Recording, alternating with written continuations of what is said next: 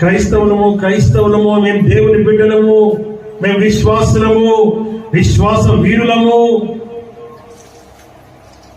విశ్వాసమునకు మా అబ్రహాము గారు తండ్రి, మేము ఆయన పిల్లలము అని చెప్పడం కాదు ప్రేమ దేని బిడ్డ. వాక్యం సెలవిస్తున్న మాట ప్రాక్టికల్ లైఫ్ కావాలి. You need a practical life.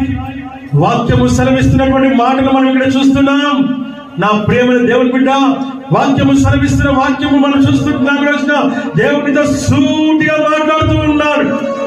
నువ్వు చెప్పుకునే జీవితం కాదని కావాల్సింది ప్రాక్టికల్ లైఫ్ కావాలి, క్రియారూపకమైన జీవితం కావాలని దేవుని వాక్యము ద్వారా మనం ఇక్కడ హెచ్చరికను మనం పొందుకుంటున్నాం. యోహాను సువార్త 6:26 ఏమంటున్నా అక్కడ అంటే ఒక చక్కటి మాట చెప్తున్నాడు ఆయన. మీరు సూచనలు చూచడం వలన కాదు కానీ రొట్టెను భుజించి తృప్తి పొందడం వల్లనే నన్ను వెతుకుచున్నారని మీతో నిశ్చయంగా చెప్తున్నారు. ఎవరి గురించి చెప్తున్నాడు ఈ మాట? కూడి వస్తున్న వారితో చెప్తున్నాడు ఆయన, తన శిష్యులతో చెప్తున్నాడు ఆయన. మాట సెలవిస్తున్న మాట, తినడానికి కాదు, తాగడానికి కాదు, నువ్వు రావాల్సింది ప్రాక్టికల్ లైఫ్ నీ లోపల కావాలని వాక్యం చెబుతుంది.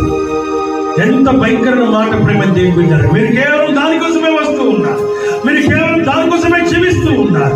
దానికోసంగా మీరు జీవించాల్సింది మీ జీవితం ద్వారా లోకానికి నేనెవరో తెలియాలి, నేను కూడా క్రీస్తు ఎవరో తెలియాలి ప్రేమ దేవుని.